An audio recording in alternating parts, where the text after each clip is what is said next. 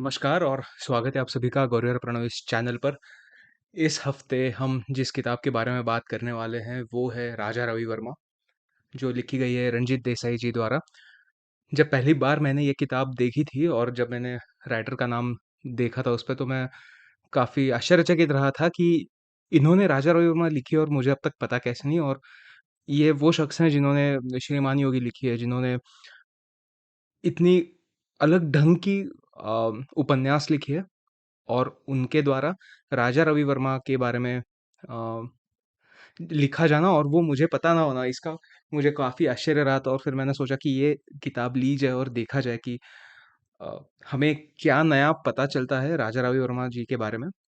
राजा रवि वर्मा एक आर्टिस्ट रह चुका है, पेंटर रह चुका है उस सदी में जब किसी को इंडियन पेंटिंग्स के बारे में ज़्यादा ज्ञान नहीं था। ऐसा माना जाता है कि उनकी वजह से कथाएँ, पुराणों के व्यक्ति रेखाएँ, उनकी पेंटिंग्स और इंडियन पेंटिंग स्टाइल का काफ़ी ज़्यादा प्रचार हुआ था। उनकी वजह से इंडियन स्क्रिप्चर्स पर जो पेंटिंग्स उन्होंने की है, वो बहुत ज़्यादा फ़ेमस हुई थी और दुनिया भर में जानी गई। तो एक ऐसे शख्स के बारे में जानना और इस राइटर के ज़रिए जानना, ये बहुत अच्छा और बहुत सुखद अनुभव रहा है मेरे लिए। ये किताब आपको, अगर आप इतने आपको नहीं ज्ञान है ज़्यादा पेंटिंग के बारे में या फिर आर्ट के बारे में, तो भी अगर आप सिर्फ़ ये किताब पढ़ भी लेना, तो भी आपको महसूस होगा कि आपको अब खूबसूरती देखना आ गया है। तो अगर आपको कुछ सीखना है ना, और सीखना एक ऐसे तरीके से जिसमें मज़े लेते हुए, पढ़ते हुए आप कुछ सीखना चाहते हो, तो मैं चाहूँगा कि आप इस किताब को रेफ़र करें। आप ये राजा रवि वर्मा ये किताब पढ़ें और आप जान भी नहीं पाओगे, लेकिन आप बहुत कुछ सीख जाओगे इस किताब को पढ़ने भर से। इसमें ये बायोग्राफ़ी है राजा रवि वर्मा की, लेकिन ये फ़िक्शन है, ये उपन्यास है, ये नॉवल है। तो इसमें इमेजिनेशन का बहुत ज़्यादा सहारा लिया है, लेकिन फिर भी हमें पढ़ते हुए ये महसूस नहीं होगा कि ये इमेजिनेशन का सहारा लेकर लिखी गई कहानी है। कहानी में जितनी भी सारी घटनाएँ हैं, जितने भी सीन हैं, जितने भी डायलॉग्स हैं, ये सब ऐसे लगता है मानो राइटर उनके साथ, राजा रवि वर्मा के साथ वहीं पर था और उनके साथ घूम-घूम कर ही उन्हें ये सारा ज्ञान प्राप्त हुआ और फिर उन्होंने लिख लिया है सामने।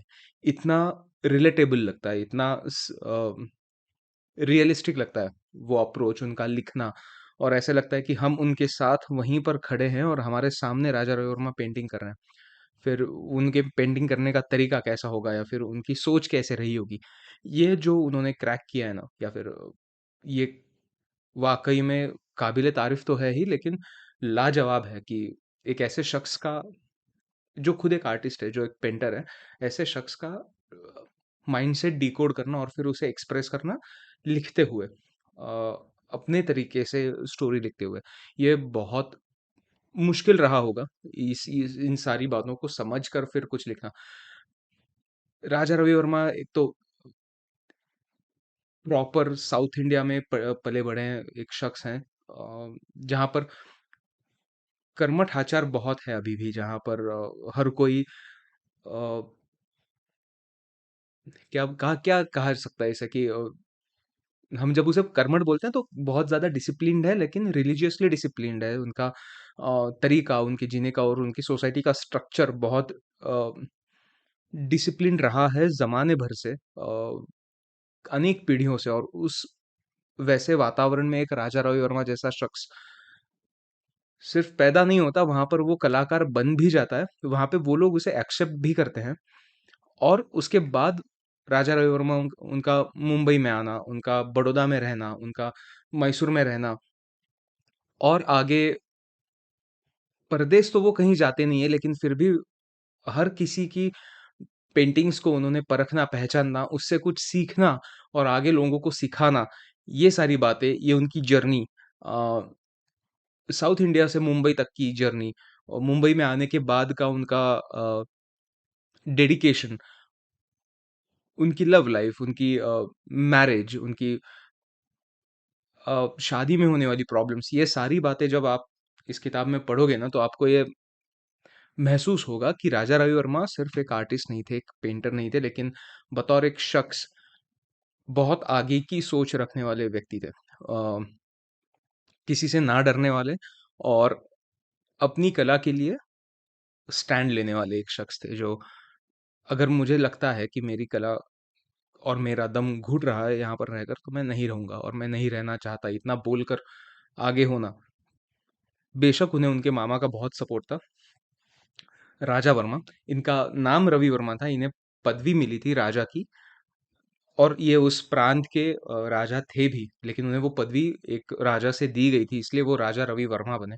और इन्होंने आमरण सिर्फ कला और पेंटिंग्स की ही पूजा की है, और ऐसे शख्स की बायोग्राफी को देखना, जान पाना, और वो भी एक फ़िक्शन के तरीके से, एक इमोशनल स्टैंड पॉइंट से, ये एक्सपीरियंस ही बहुत बेहतरीन था। तो मैं चाहूँगा कि आप भी ये किताब पढ़ें। आपको अगर पेंटिंग का ज्ञान होना ज़रूरी नहीं है, लेकिन आपको अगर वो सोच समझ में आ गई ना कि क्या सोच रही होगी उनकी, तो नज़रिया अपने आप आ जाता है। तो ये सोच और ये नज़रिए के लिए मैं चाहूँगा कि आप ये किताब पढ़ें। आपको ये किताब कैसी लगी मुझे ज़रूर बताएँ, और आगे ऐसे ही अनेक बुक्स की अगर आप बुक रिव्यू देखना चाहते हो, तो चैनल पर ऑलरेडी अवेलेबल है। अगर कुछ किताबें हैं जिसका बुक रिव्यू मैं करूँ, ऐसे आपकी इच्छा है, तो आप मुझे ज़रूर बताएँ, कमेंट सेक्शंस में ज़रूर बताएँ। मैं वो किताबें लेकर आपके सामने ज़रूर आऊँगा। ऐसे ही हम मिलते रहेंगे। अगले हफ्ते फिर एक नई किताब के साथ आएँगे। तब तक के लिए अलविदा।